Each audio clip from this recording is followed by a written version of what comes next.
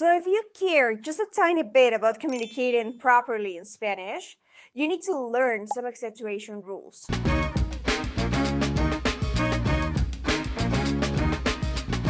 Hola amigos, soy Mariana y bienvenidos de vuelta a Spanish 55. Have you ever wondered why we put accents to certain words in Spanish? It's not just to make them look pretty. These accents actually change how we say the words and, more importantly, how we understand them. Today we're going to learn palabras graves, agudas, esdrújulas, y sobresdrújulas.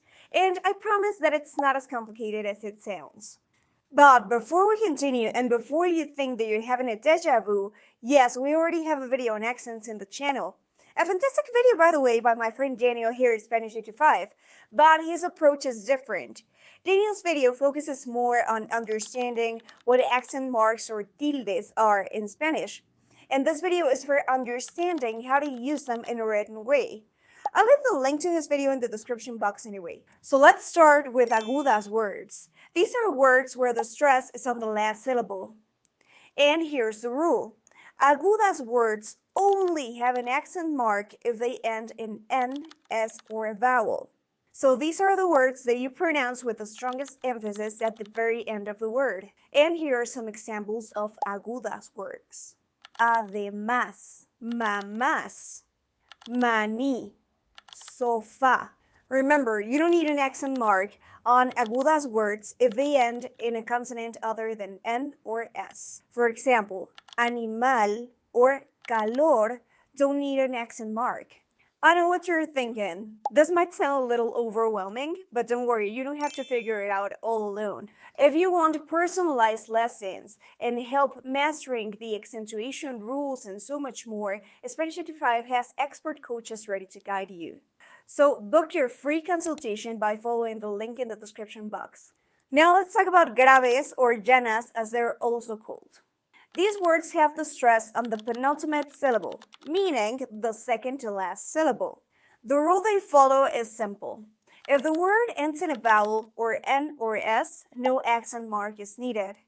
But if it ends in any other consonant, it does need an accent. Let me give you some examples of graves. Ámbar, cárcel, fácil, lápiz.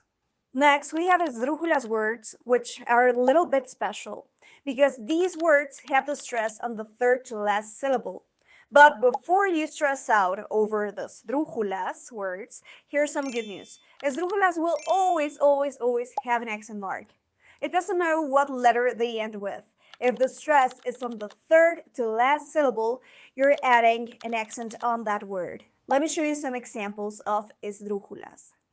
Abaco, brújula, cámara, médico, and pájaros. Finally, we have sobresdrújulas words. These are words that have the stress on the syllable before the antepenultimate. That's before the third to last syllable. And the good news is that sobresdrújulas always get an accent mark, just like the esdrújulas. So these words are usually compound words that you don't hear that often. And well, you're going to hear them from time to time in conversation. They're important to know. So let me show you some examples of sobresdrújulas.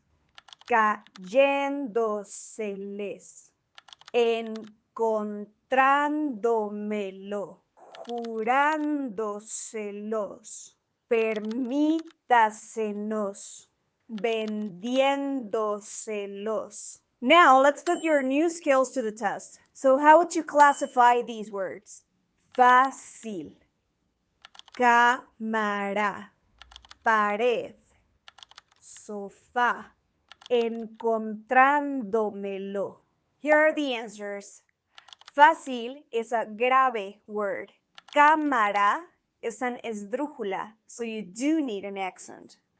Pared, the stress is on the last syllable, so no accent needed. Sofá, the stress is on the last syllable and it has an accent because it ends in a vowel. Encontrándomelo. This one is a sobresdrújula, so it needs an accent. How did you do? Let me know in the comments below. And don't forget to check out our Conquering Spanish podcast. It's packed with real-life stories of people learning Spanish, making mistakes, and reaching their language goals. Or you can simply click the link below. So now you've got the rules for graves, agudas, esdrújulas, and sobresdrújulas, and you'll be using these words like a pro in no time. Remember, accent marks aren't just for writing. They change the way we say things too. So practicing them will improve both your speaking and writing skills. Thanks for watching. As always, remember to like, subscribe, and share if you found this video useful. Nos vemos pronto.